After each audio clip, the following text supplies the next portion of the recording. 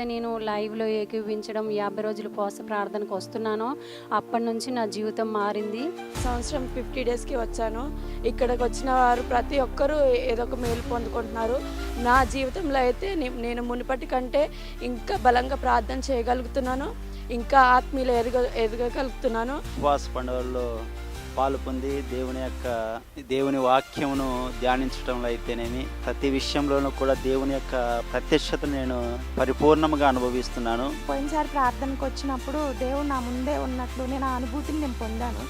అది మీరు ఇక్కడికి వచ్చినప్పుడే మీకు తెలుస్తుంది ఎలా ఉంటుంది ఏంటి అనేది. ఇక్కడ ఫాస్టింగ్ ప్రేయర్స్ జరుగుతున్నాయని తెలిసి నేను ఇక్కడికి మా కుటుంబంతో రావడం జరిగింది. ప్రేయర్ చూసిన తర్వాత నాకు చాలా ఆత్మీయంగా బలపడ్డాను. నేను వాక్యం విన్నాక నాకు అనిపించింది నేను దేవునికి ఎంత దూరంగా ఉన్నా, దేవుని సన్నిధి నన్ను తాకింది. నిజంగా అసలు నేను మిరాకిల్ అనిపించింది నాకు. నేను ఇక్కడ నుంచి వెళ్ళి ఖచ్చితంగా దేవునిలో ఉంటా.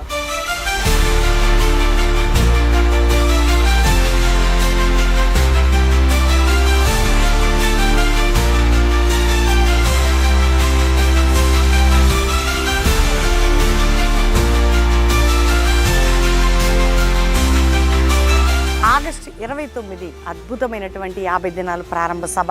మీ అందరికీ తెలుసండి, గత 11 సంవత్సరాలు ఉపవాస ప్రార్థనలో శక్తి పొందాం, ప్రార్థించాం, ఆరాధించాం. శ్రేష్టమైన వర్తమానాలైన ఏకముగా కూడి చేసి ప్రార్థనలు ఎన్నో విజయాలు పొందాం. కాబట్టి ఆగస్టు 29 ప్రారంభ సభ.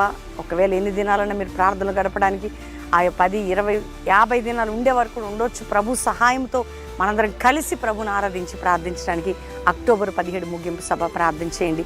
దేవుడు మీ అందరినీ కూడా దీవించును.